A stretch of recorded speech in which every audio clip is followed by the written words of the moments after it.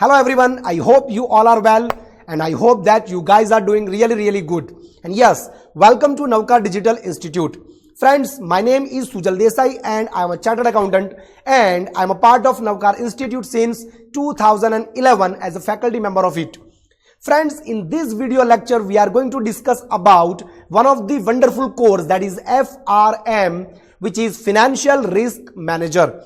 Friends, in this video lecture, we are going to discuss about the scope of an FRM, then how do you become an FRM, eligibility criteria in respect of the same, passing criteria, job opportunities after becoming an FRM, and lot many things. So friends, let's get started. Basically FRM which is financial risk manager, नाम सुनते ही friends आपको पता चल जाना चाहिए that this degree is all about risk management. Friends, in this degree we are going to learn credit risk, market risk, as well as operational risk. In this degree, we are going to learn how to identify risk, how to manage risk, as well as how to mitigate those risks. तो friends, यहां पर risk management वो एक top level पर हम उसको consider करते हैं. In India big fours like Deloitte, then KPMG, then पीडब्ल्यूसी and E and Y, all these firms are hiring FRMs. Friends, lot of banks, say for example HDFC Bank, ICICI Bank, then SBI Bank and many more banks, they all are hiring FRMs for managing risk. क्योंकि friends, जब risk manage करने की बात आती है तो chartered accountants यानी कि सीए उतना अच्छा रोल प्ले नहीं कर सकते हैं. Yes, of course we can say chartered accountants are extremely superb. Chartered accountants are extremely good at accountancy work, auditing work and taxation work. But जब फ्रेंड्स रिस्क मैनेज करने की बात आती है तो वो उतना अच्छे से परफॉर्म नहीं कर सकते हैं. और आजकल के समय में फ्रेंड्स आप देख रहे हो बहुत सारे एनपीएस भी बढ़ रहे हैं, नॉन परफॉर्मिंग एसेट्स बढ़ते जा रहे हैं. तो उन सबको ध्यान में रखते हुए एफआरएम्स का रोल कुछ ज्यादा ही इंपॉर्टेंट हो चुका है. तो आजकल के समय में फ्रेंड्स बहुत सारी बैंक्स एफआरएम्स को हायर कर रही है. काफी सारे स्टूडेंट्स ये भी जानना चाहते हैं कि सर एफआरएम्स की सैलरी क्या होती है. तो फ्रेंड्स, मैं आपसे कहना चाहूंगा कि एफआरएम की सैलरी इंडिया में करीबन आप बोल सकते हो 6 लाख से 15 लाख की रेंज में चेंज होती रहती है. मैं ऐसा नहीं बोलूंगा कि 15 लाख से ज्यादा नहीं हो सकती है, but normal range is 6 lakh to 15 lakh. Yes friends, now we will discuss eligibility criteria in respect of the same.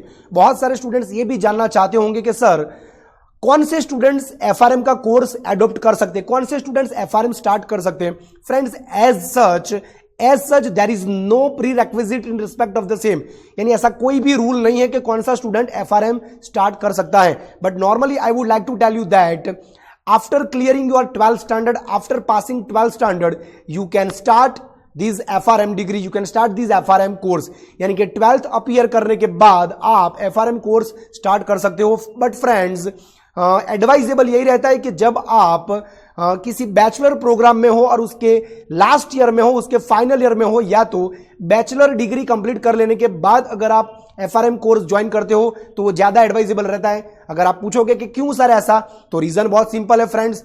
कोई भी बैंक 12th पास वाले स्टूडेंट को हायर करेगी नहीं, क्योंकि वहां पर करोड़ों का सवाल होता है. रिस्क मैनेज करना वो इतनी भी इजी बात नहीं है फ्रेंड्स. तो नॉर्मली कोई भी बैंक 12th पास स्टूडेंट के ऊपर ट्रस्ट करेगा नहीं. इसीलिए फ्रेंड्स, नॉर्मली एडवाइजेबल यही रहता है कि आप ग्रेजुएशन के लास्ट ईयर में हो या तो ग्रेजुएशन कंप्लीट कर लेने के बाद इसे करो, तो ये ज्यादा अप्रोप्रिएट गिना जाता है. क्योंकि फ्रेंड्स, एफआरएम का करिकुलम भी ईयर टू ईयर चेंज होता रहता है. फिर क्या होगा अगर आप 12th के बाद इमीडिएटली कर देते हो एफआरएम, और मान लो आप 5 to 6 ईयर्स के बाद जॉब ढूंढने जाते हो, बट तब तक आपने जो एफआरएम क्लियर किया था वो आउटडेटेड हो चुका होता है, क्योंकि ईयर टू ईयर एफआरएम का करिकुलम चेंज होता रहता है. तो मैं आपको यही एडवाइस देना चाहूंगा कि नॉर्मली जब आप ग्रेजुएशन के लास्ट ईयर में हो तो 6 महीने पहले आप प्रिपरेशन स्टार्ट कर सकते हो, या तो ग्रेजुएशन के बाद भी आप प्रिपरेशन स्टार्ट करो तो वो भी एडवाइजेबल है. तो minimum eligibility as such there is no prerequisite, मैंने आपको बता दिया. 12th के बाद आप कभी भी स्टार्ट कर सकते हो. बट नॉर्मल एडवाइस क्या है, जब आप ग्रेजुएशन के लास्ट ईयर में हो या तो ग्रेजुएशन कंप्लीट कर लेने के बाद आप इस एफआरएम प्रोग्राम को स्टार्ट कर सकते हो. Many students are excited to know examination pattern of FRM. Friends, first of all, I want to tell you that FRM exam is conducted by GARP Institute, GARP, Global Association of Risk Professionals. And I want to tell you one thing that this FRM exam is conducted twice in a year. यानी एक साल में 2 बार FRM का exam conduct किया जाता है. Friends, FRM exam is MCQ based exam, multiple choice questions, and the good news is there is no negative marking. कोई भी नेगेटिव मार्किंग होता नहीं है. ये सुनने के बाद काफी सारे बच्चे मुस्कुराने लगे मन ही मन में. Friends, FRM has 2 parts, part 1 and part 2.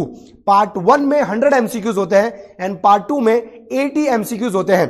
Part 1 आपको 4 आवर्स में कंप्लीट करना होता है एंड पार्ट 2 का एग्जाम भी आपको 4 आवर्स में कंप्लीट करना होता है. सर क्या दोनों पार्ट हम एक साथ दे सकते हैं? यस फ्रेंड्स, 100% आप दोनों पार्ट्स एक साथ देना चाहो तो आप दे सकते हो, बट एडवाइजेबल दोनों पार्ट्स को अलग अलग देना है. सर क्यों ऐसा? मान लीजिए आप दोनों पार्ट्स एक साथ देते हो, part 1 as well as part 2. अब काफी सारे स्टूडेंट्स मुझे सामने से पूछते हैं कि सर मान लीजिए हमने पार्ट 2 का एग्जाम क्लियर कर लिया बट पार्ट 1 का एग्जाम हम क्लियर नहीं कर पाए, तो सर हम जब दूसरी बार अटेम्प्ट देंगे तो हमें सिर्फ पार्ट 1 का एग्जाम देना पड़ेगा? No, not at all. अगर आप पार्ट 1 कंप्लीट करते हो उसके बाद में ही आपका पार्ट 2 वैलिड गिना जाता है. तो इन केस अगर आप पार्ट 2 क्लियर कर लेते हो बट पार्ट 1 आपका इनकम्प्लीट रहता है, आप फेल हो गए उसमें, तो फ्रेंड्स आपका पार्ट 2 का जो एग्जाम होगा वो भी इनकम्प्लीट ही माना जाएगा. आपको फिर से दोनों पार्ट्स देने पड़ेंगे and that's why it is advisable कि पहले आप पार्ट 1 क्लियर करो और उसके बाद में आप पार्ट 2 क्लियर करो. तो ये था friends examination pattern in respect of FRM. And one more thing friends, that part 1 complete कर लेने के बाद मैक्सिमम 4 इयर्स के अंदर आपको पार्ट 2 भी कंप्लीट कर लेना पड़ेगा. I hope you are able to understand. तो पार्ट 1 का एग्जाम कंप्लीट करने के बाद और क्लियर करने के बाद मैक्सिमम 4 इयर्स के अंदर आपको पार्ट 2 का भी एग्जाम क्लियर कर लेना होता है. फ्रेंड्स, आप जैसे ही पार्ट 2 का एग्जाम क्लियर कर लेते हो उसके बाद आपको 2 साल का वर्किंग एक्सपीरियंस भी लेना होता है फाइनेंशियल रिस्क मैनेजमेंट एरिया में, और ये वर्किंग एक्सपीरियंस आपको मैक्सिमम 5 इयर्स के अंदर कंप्लीट कर लेना होता है.